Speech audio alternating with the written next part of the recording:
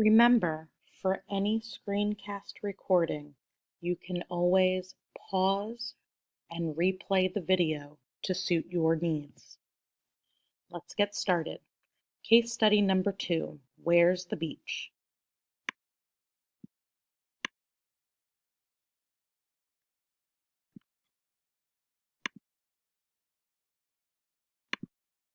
Moving the Cape Hatteras Lighthouse. The Cape Hatteras Lighthouse was built in 1870. At that time, people did not fully understand the forces of erosion. So building the lighthouse 457 meters, 1,500 feet from the water seemed reasonable. For over 100 years, the lighthouse warned ships away from dangerous waters in a part of the ocean called the Graveyard of the Atlantic. However, after 129 years, the lighthouse itself was in danger. Coastal erosion had worn away about 396 meters, 1,300 feet of beach. The lighthouse now sat within 46 meters, 150 feet of the very waters it had warned so many sailors to stay away from.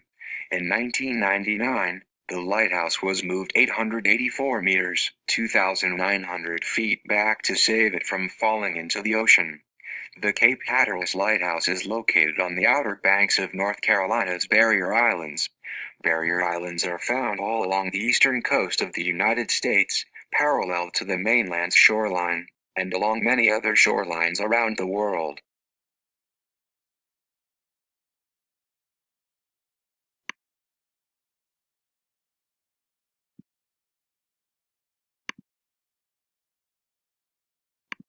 These long, sandy islands protect the mainland from the winds and pounding waves of the sea. But the islands are constantly changing, eroding in one place and building up in another. This is the result of waves, currents, winds, storms, and a rising sea level. Barrier islands are often in need of protection from the forces of erosion. After all, if they were to disappear, mainland shorelines would be defenseless against the seas. Their best defense is the dunes.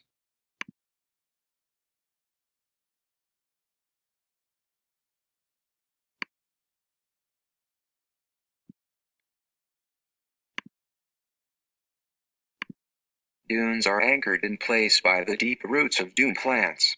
Most beach communities work hard to protect their dunes, asking people to stay off the dunes and not pick the dune plants.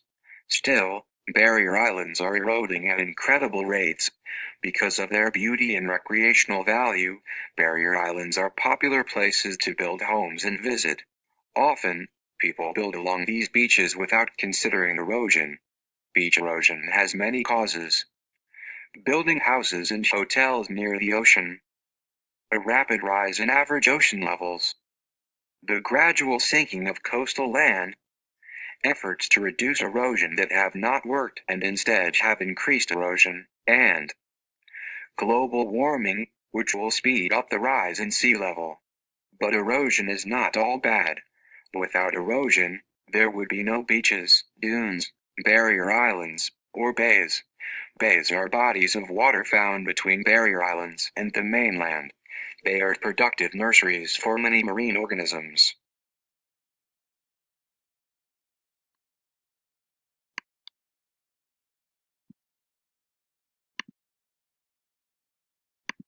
No perfect solutions to erosion problems. Places with buildings on the edges of cliffs above beaches often have serious problems with erosion. As cliffs began to erode, as they did in the city of Miami Beach, Florida, the ocean was getting closer to the buildings. People were afraid that the buildings, including many homes, would be destroyed if the cliffs collapsed. Many cities faced with these problems try and stop the erosion of cliffs in different ways. Several of these ways have been tried in Miami Beach, and all along the Atlantic coastline. To slow down erosion, city engineers often build barriers along beaches or into the water. Structures built include seawalls, made of concrete, steel, or wire cages filled with pebbles, or groins and jetties. Different types of barriers made of rocks. They are designed to keep ocean currents from carrying away sediment and sand. Often these structures shift the movement of sediment or sand to other parts of the beach, causing more damage in another area. Breakwaters, long heaps of rocks dumped parallel to the shore, reduce the strength of waves before they reach the beaches. Some people object to breakwaters because they can spoil ocean views.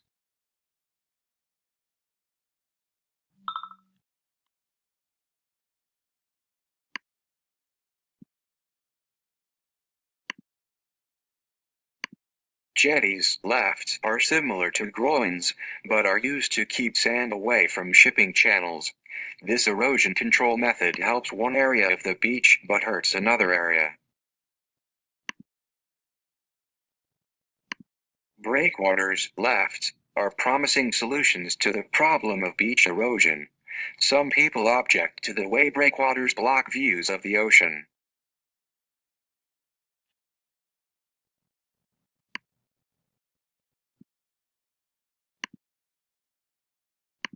Another way to restore beaches is to pump lots of sand onto them through a process called beach nourishment. Just as food nourishes bodies, the sand, taken from deep in the ocean or construction projects, helps to build up the beaches. This process is expensive and, because erosion continues to remove the sand, beach nourishment must often be repeated after several years.